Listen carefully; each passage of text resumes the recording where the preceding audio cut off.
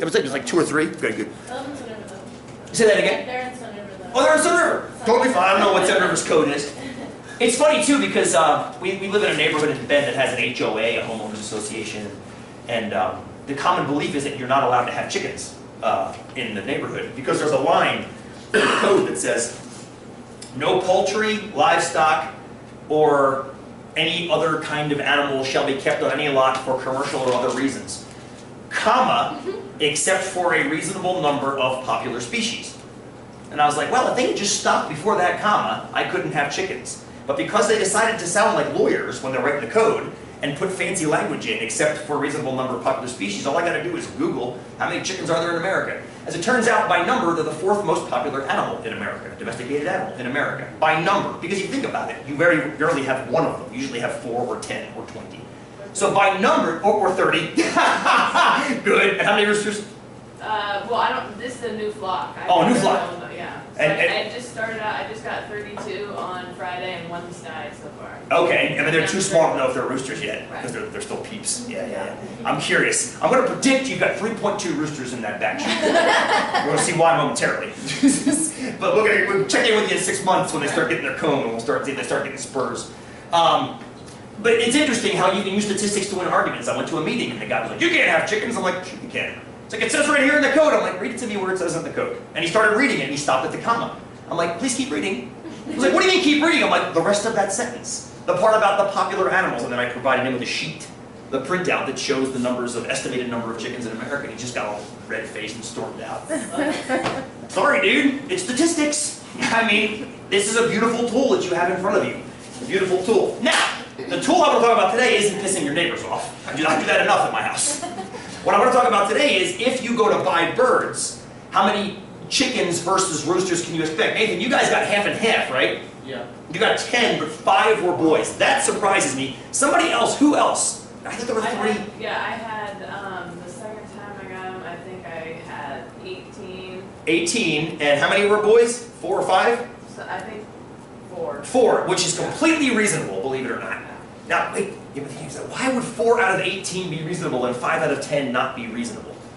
And I'm going to come back to that question. Only get 3.2 out of 32. Well, you get 3.2 out of 32. Good. That answer right there. There wasn't a third flock? I'm pretending there was, I guess. So here's our flock. This is what... Oh, Austin, you have it? No, there's someone over there. Oh, there was somebody that's not here today. I got you. So here's my flock. Bertha, Marge, Nancy, Mary, named after our grandmothers. She's a Delaware, great layers. Orpington, lovely bird. She's a little bit of a bitch. I mean, she's the head of the pecking order. She pecks me. I was cooking her dinner last night.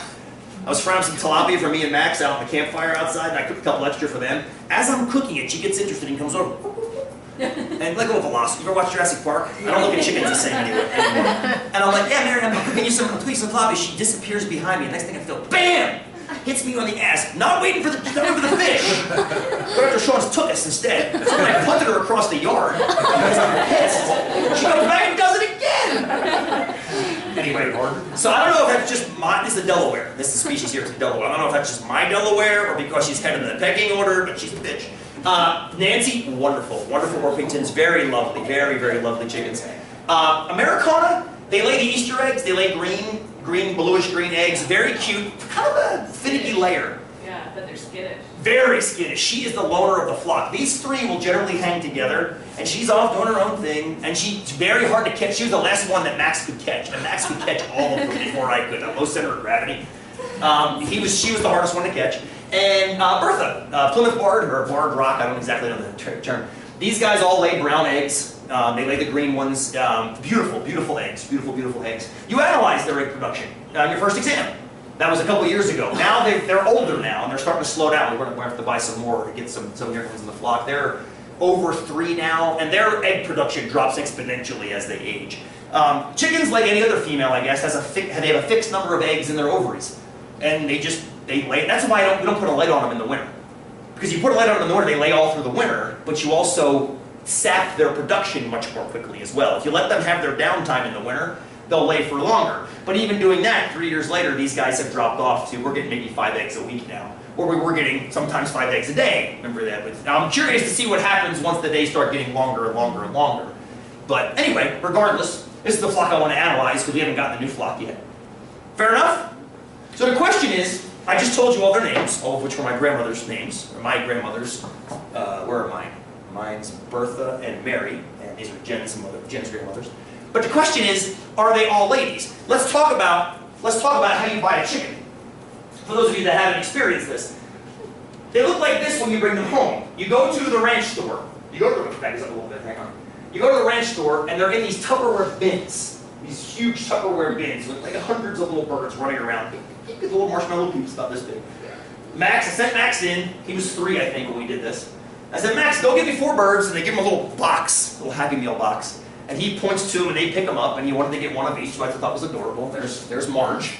Looking, it's amazing. The pictures I took were like 2 weeks later. They grow very, very quickly. There's Bertha, almost all black when we first got her, and then she gets a salt and pepper as she gets older. Here they are, very, very small, peeping, peeping. So Max, go in and grab 4, put them in a box, and they hand it to, and I walk up, and we walk to the cash register to buy the food and the little watering thing and the little shavings to put in the bottom of the Tupperware, and a little heat lamp to keep warm. Apparently, just FYI, you put a red lamp on them when they're young, A, to keep them warm, but also B, this is disgusting, but if one of them gets injured and bleeds a little bit, the other ones will attack it. Because they're attracted to red. But if you make them all red, it's overstimulus and they won't attack anything. So if one does bleed, they're all red, and it's almost like me and ADD. Like it's like I can't focus on all of it, so I'm just going to sit here and stare at it. So just FYI, the red lamp keeps them warm, but also keeps them not eating each other. Apparently they will do that. They'll gang up on the weekend. I guess it's genetics. I guess it's good Darwin. But it's also terrifying. Again, it's that Jurassic Park velocity. I see them coming across I go out with like fruit scraps and stuff, chickies, and they come running across the yard like this. I just have those nightmares of Jurassic Park, freaking velociraptors. Anyway, so we go to the store and we buy 4. I go up to the desk to pay for everything, and I asked the guy. They're called pullets when they're girls. They're pullets. And I'm looking in this bin, and they all say pullets. I think the boys are called cockerels. Somebody told me that earlier today. I think that's the right term.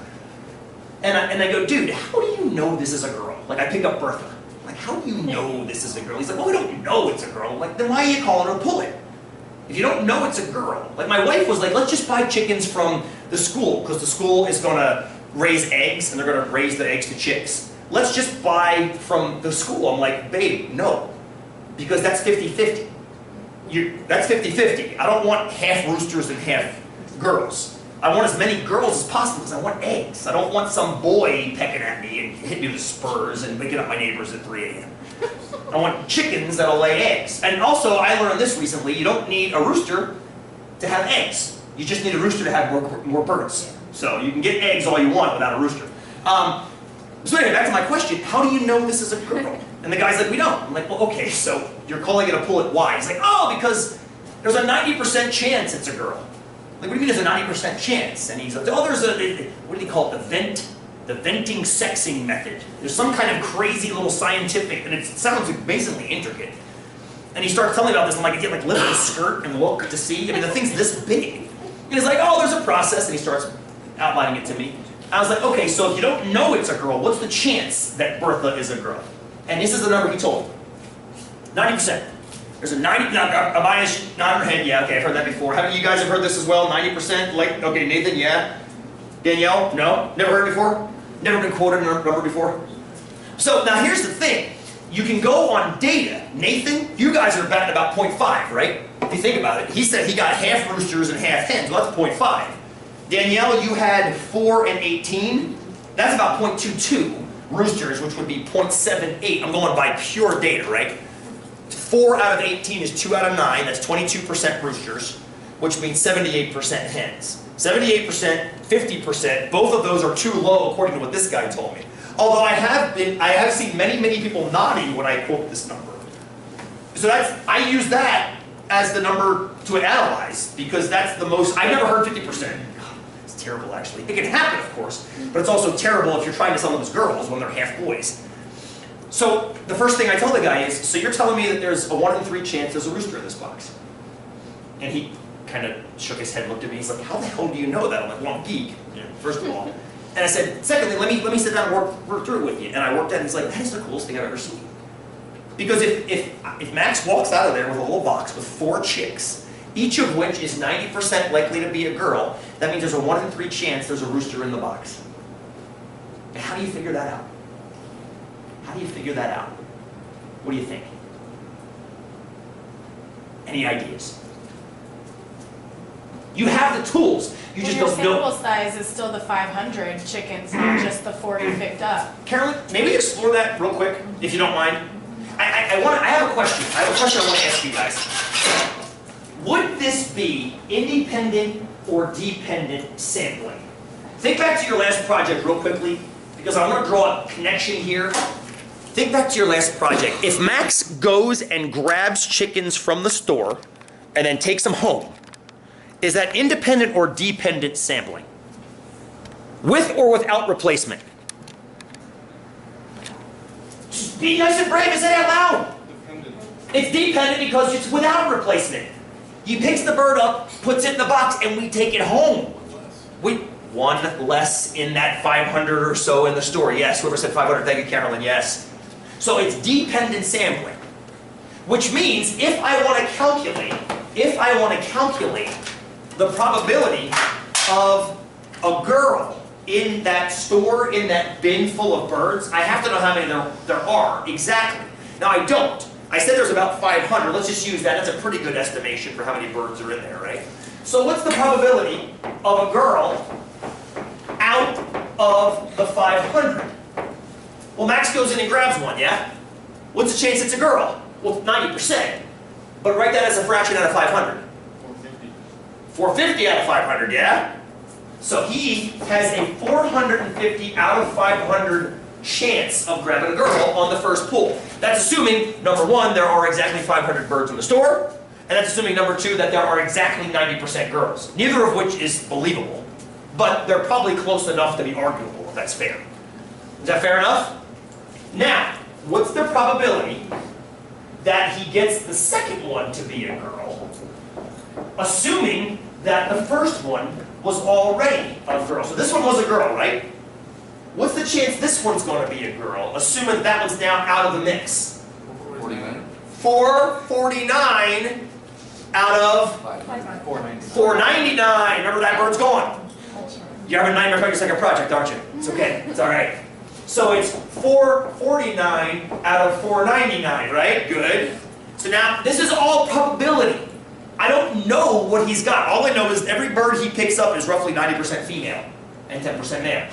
I mean, on average, right? I'm speaking of averages, which is ridiculous to say out loud like that. But now, he's got 2 out. Let's say they're both females. What's the chance the third one's a girl? Assuming the first 2 were girls. First 2 were girls. 448. You're seeing the patterns, aren't you? Now it's going to be 448 out of 498, because you're removing the bird each time without replacement, because these birds now live in my backyard. And they poop all over everything, which is wonderful, actually. The back lawn looks so much better than the front lawn. Okay? And then last but not least, how about my fourth? What's the chance the fourth one's a girl? Assuming the other 3 were all girls? Yup. 447 out of 497. So let me ask you a question. What is the chance that all 4 of them are girls? What do you do with those wonderful probabilities, which you did on your last project? If you add them, you're going to go 100%. That doesn't make any sense. What do you do with them? What's the chance 3 have tattoos? What's the chance 5 have hepatitis C? Oh God, the eyes are rolling. Yes, the eyes are rolling because we're trying to forget about that, right? What do you do with those probabilities? It's okay, you forgot. You multiply them. Because in order to get 4 girls, the first one has to be a girl, and then the second one has to be a girl, and then the third one, and then the fourth one. So you have to multiply all these together. Has anybody multiplied them all together yet? I'll do it real quick. If you haven't, quick up here. So it's going to be I'm going to do 450 times, I'm just going to do the tops and the bottoms. 449 times 448 times 447, that's the numerator of the whole thing multiplied, divided by all the denominators, 500 times 499 times 498 times 497. There! That's about 66%. That's the chance they're all girls. Remember when I walked up to the desk and I said there's a 1 in 3 chance there's a rooster in this box? That's because I kind of knew that was about 2/3. That's the chance they're all girls. What's the opposite of them all being girls? Not that they're all boys, at least one. This is your last project too, right? The opposite of all being girls is you got at least one boy in the box. And that's all I said. So 1 in 3 chance was a rooster. I didn't say how many, I just said a rooster. Fair? Now, Lord knows I didn't do it like that. Because I can't multiply this kind of crap in my head. I did not do this in my head. He told me there's a 90% chance of there being a girl if I grab a bird, right? That's exactly 90%, yes? What's this? Close. Close enough to be arguably 90%. What's this? Close enough, close enough. So what I did was I said, well, that's the chance the first one's a girl. Here's the chance the next one's a girl. It's not exactly right though, is it? That's assuming I'm putting the bird back.